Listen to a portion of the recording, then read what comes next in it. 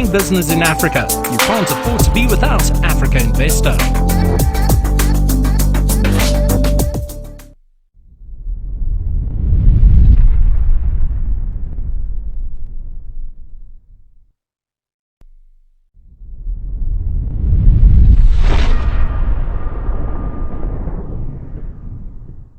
Good day and welcome to the CFA's Asset Owner Council UNGA Week virtual consultation of the Brain Trust's technical and review team on the framework to measure the impact of the SDGs and ESG on infrastructure investments and portfolios.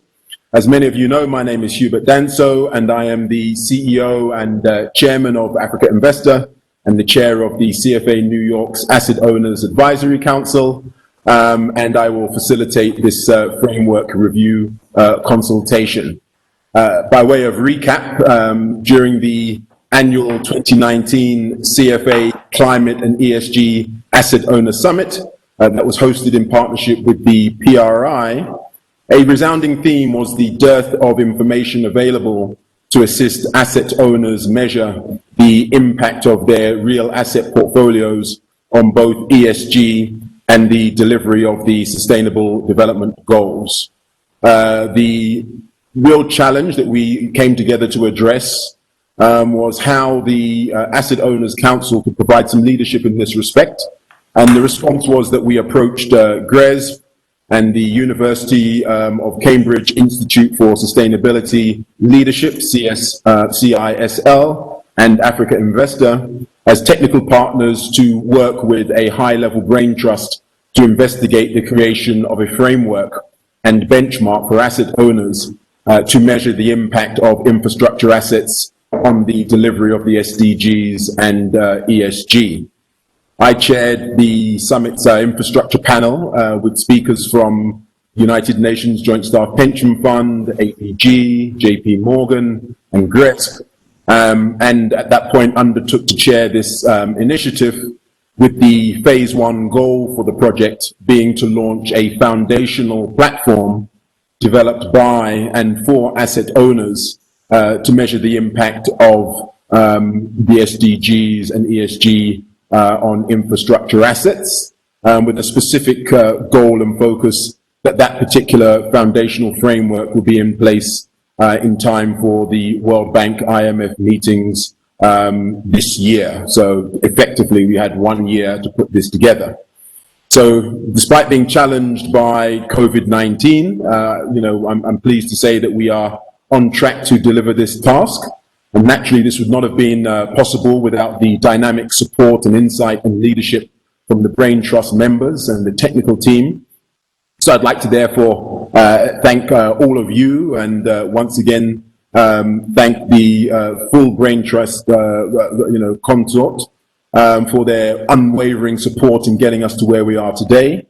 I'd also like to just add a special mention, of course, to our colleagues at GRES, led by Rick and Aurelian, and to CFA New York for always and so gracefully going above and beyond what was required to ensure that we met this tall order of turning around such a complex product in a most simple form that could be of benefit and utility to asset owners and trustees.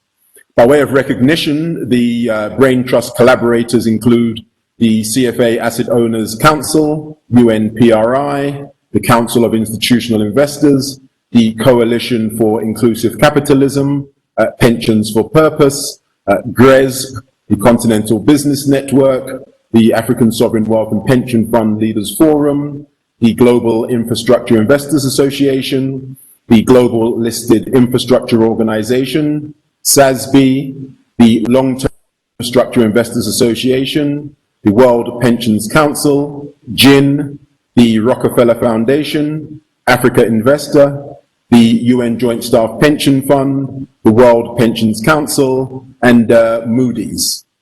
So this session is really designed to provide the final insights to the technical drafting team on the framework and the user guide, developed, as you know, with numerous rounds of your support, review, and insights over the last 12 or so months. ahead of its formal launch during next month's World Bank IMF annual meetings. So the program for today's consultation will feature presentations on the framework and how it can be used by asset owners, the CFA Asset Owner Council framework and its methodology. We'll have a special presentation from a colleague on that. And then we're going to have a feedback session from Brain Trust reviewers. And then we'll bring this to a close and just talk a little bit about the next steps, what we're calling the road to the World Bank annual meetings launch.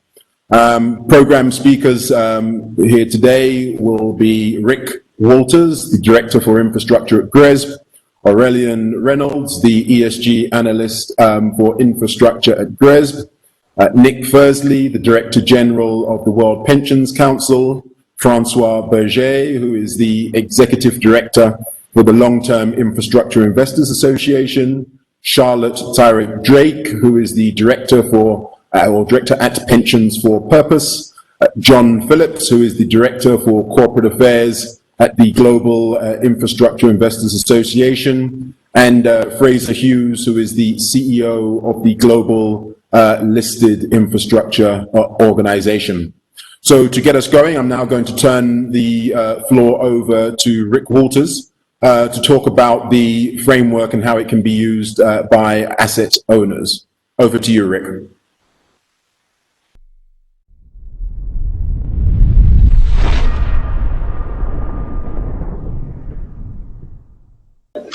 Thanks, Hubert. And we go on to the next slide. We've just done the agenda there.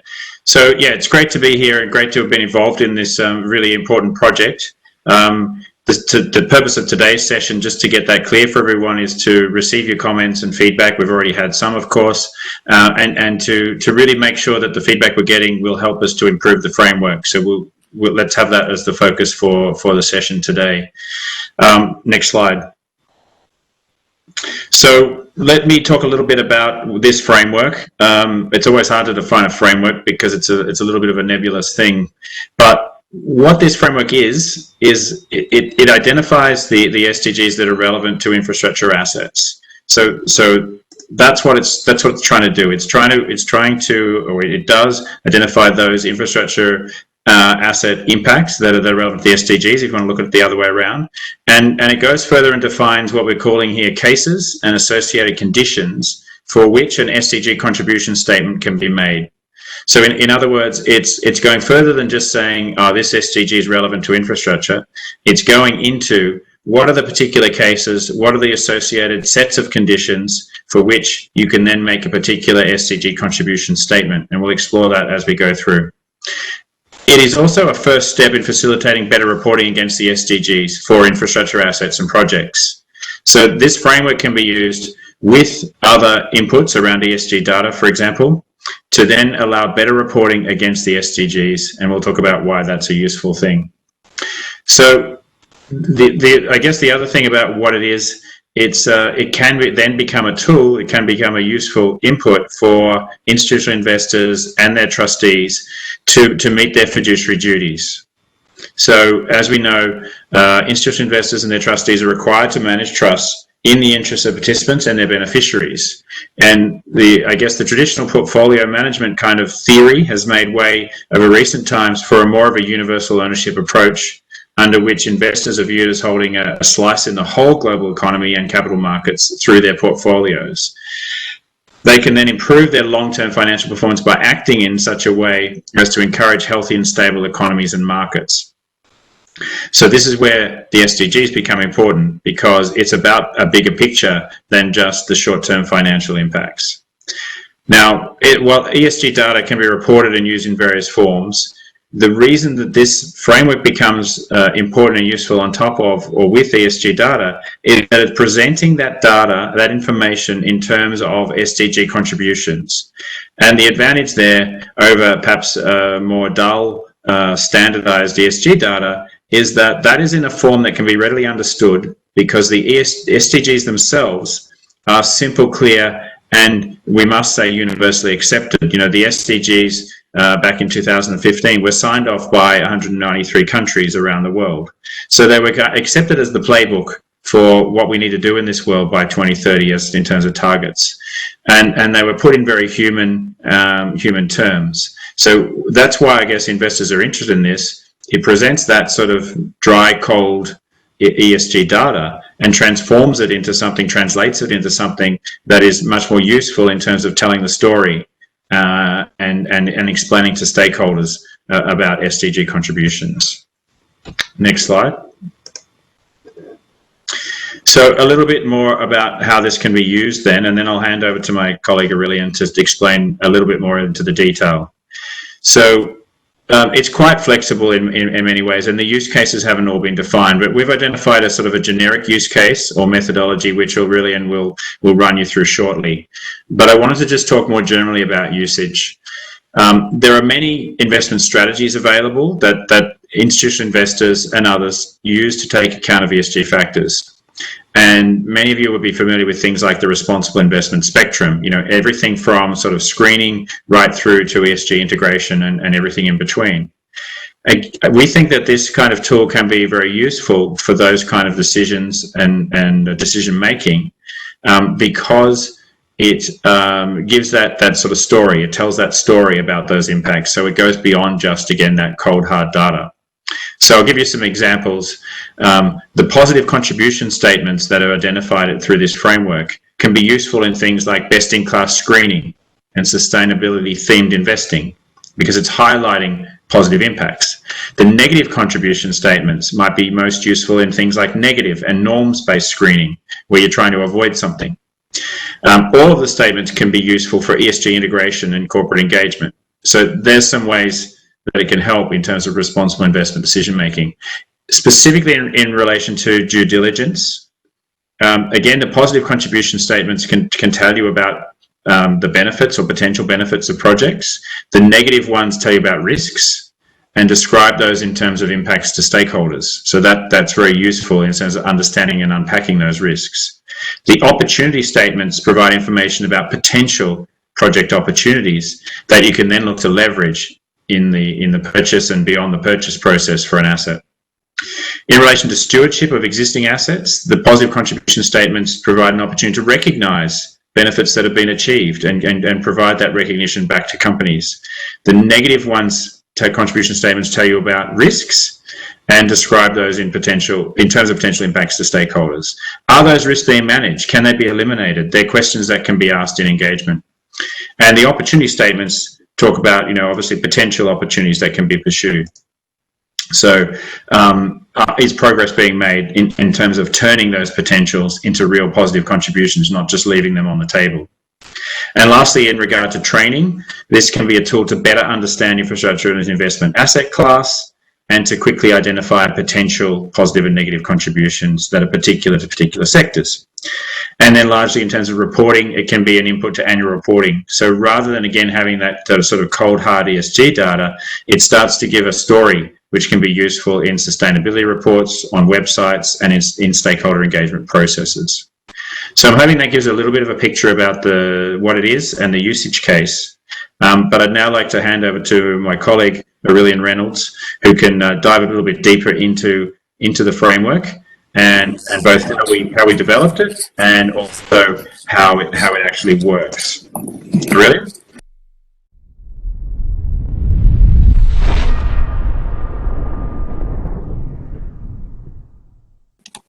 So I'll just move on to the next slide.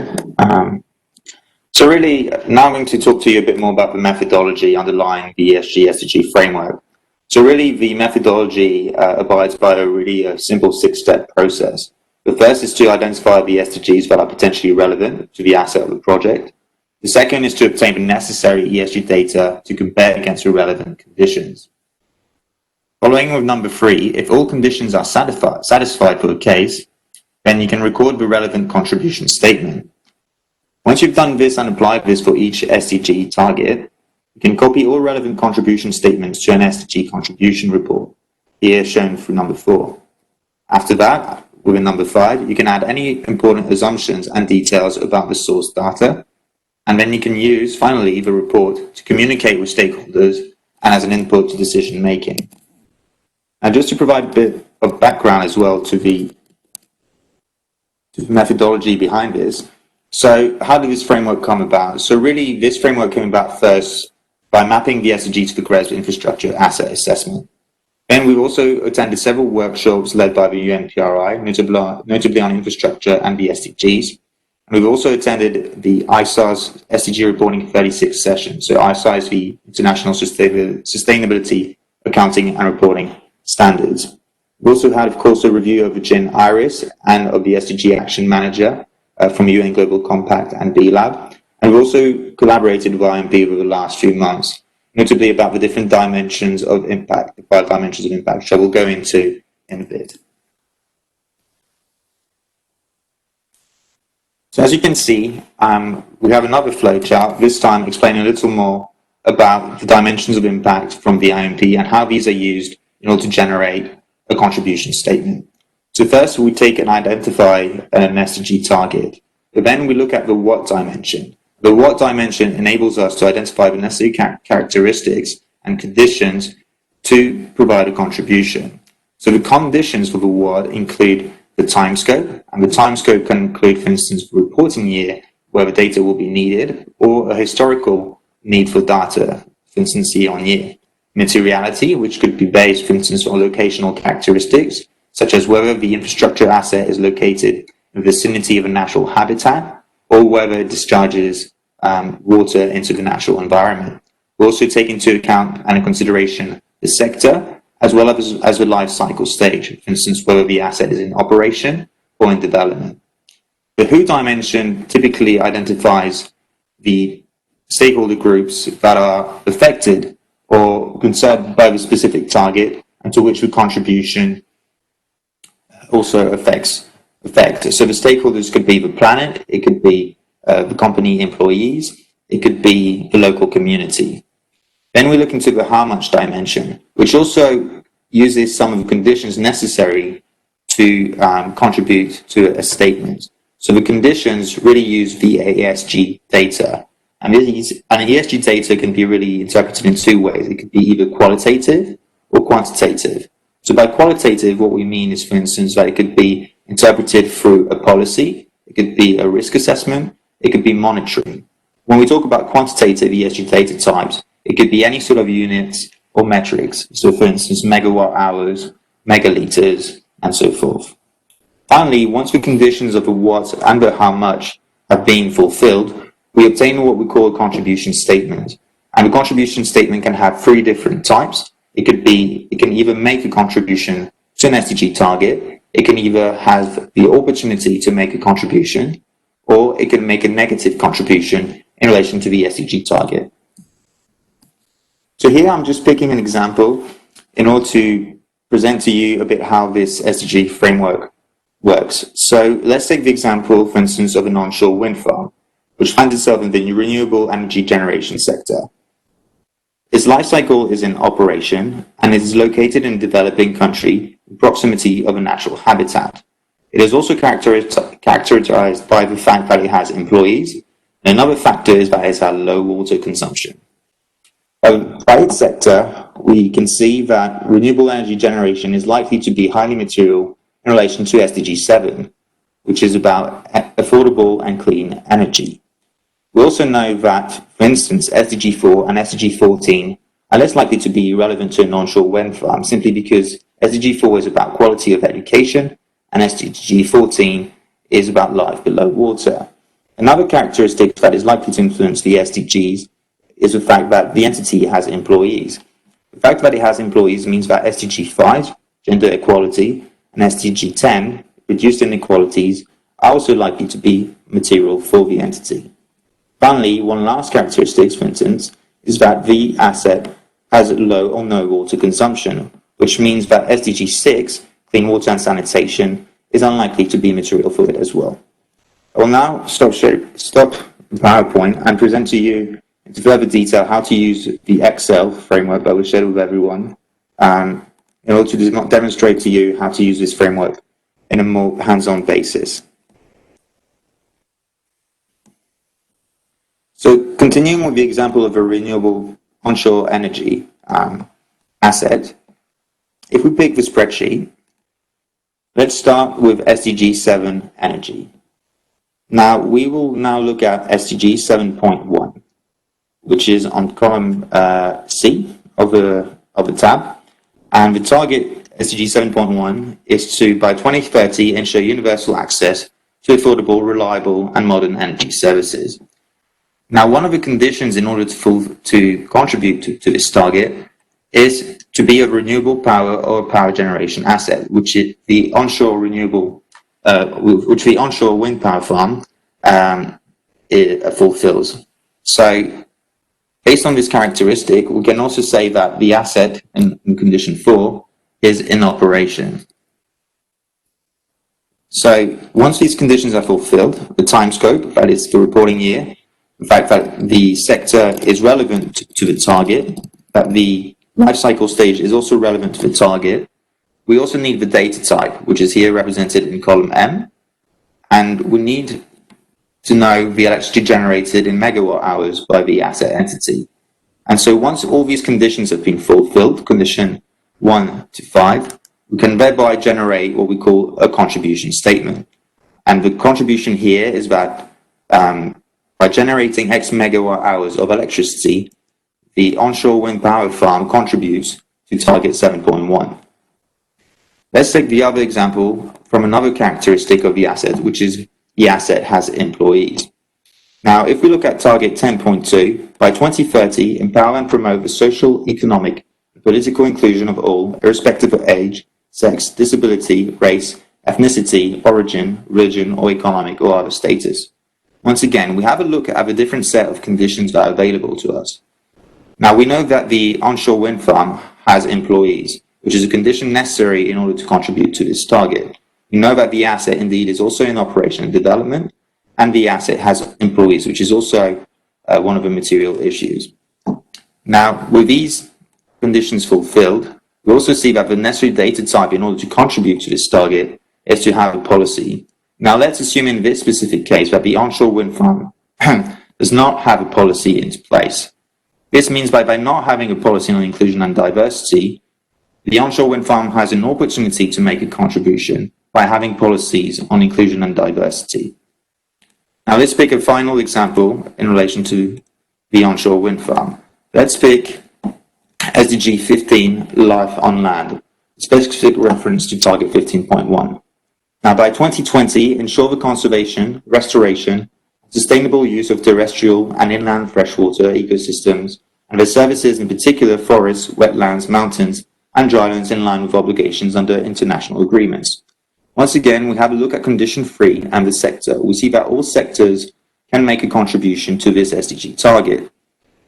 Based on this sector, we know that the asset is also eligible for this target. And we'll now look at the condition number 2 in materiality, that the asset needs to be located in proximity of a natural habitat. As mentioned in the example, this asset is indeed located in proximity of natural habitat, and it is once again in operation. Now, in this specific case, we look at a specific data type that can relate to the contribution to this SDG target. And in this case, we look at the net habitat gains in hectares. Now, in our case, the asset makes a negative contribution because the asset has a negative contribution by decreasing the net habitat gain in hectares. So thereby, we save a statement and have a potential of saving into our report. Now, in terms of the final output, we've now had 3 different statements. Here, all 3 statements are laid out in this example report.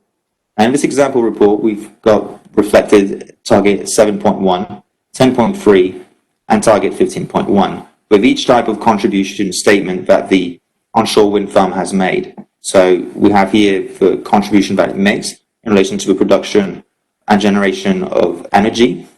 We have the potential and opportunity to make a contribution by having a policy and reporting on gender and diversity.